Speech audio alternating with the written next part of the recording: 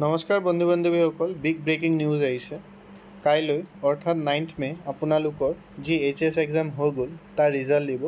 তো বলক গোটেই ভিডিঅ'টো সম্পূৰ্ণকৈ চাই লওঁ, কেনেকৈ আপোনালোকে ক'ত এই ৰিজাল্ট চাব লাগিব গোটেই ভিডিঅ'টোত আলোচনা কৰিম। কিন্তু তাৰ আগতে এই চেনেলটো ছাবস্ক্ৰাইব কৰি বেল আইকনটো দবাই ৰাখিব, যাতে আগন্তুক দিনত এনেধৰণৰ ভিডিঅ'বিলাকৰ ন'টিফিকেশ্যন আপোনালোকে পাই থাকিব পাৰে।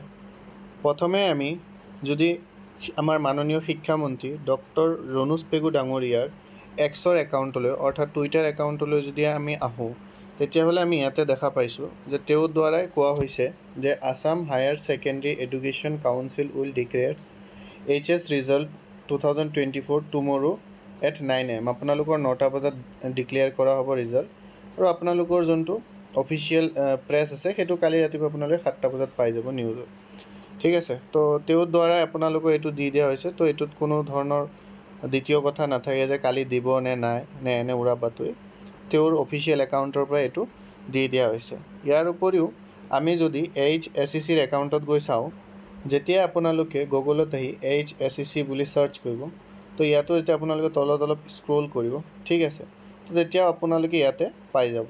এয়া চাওক, ইয়াতে দি দিছে এক্স টুইটাৰ, ঠিক আছে, HSEC অন এক্স।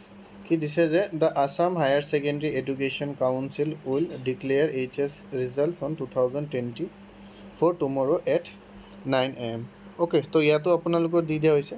ৰিজাল্ট চাবৰ বাবে আপোনালোকে ইয়াতে অফিচিয়েল ৱেবছাইটত যেতিয়া ইয়াতে ক্লিক কৰিব, চ' তেতিয়া আপোনালোকৰ এইটো পেজ খোল খাব এনেধৰণে।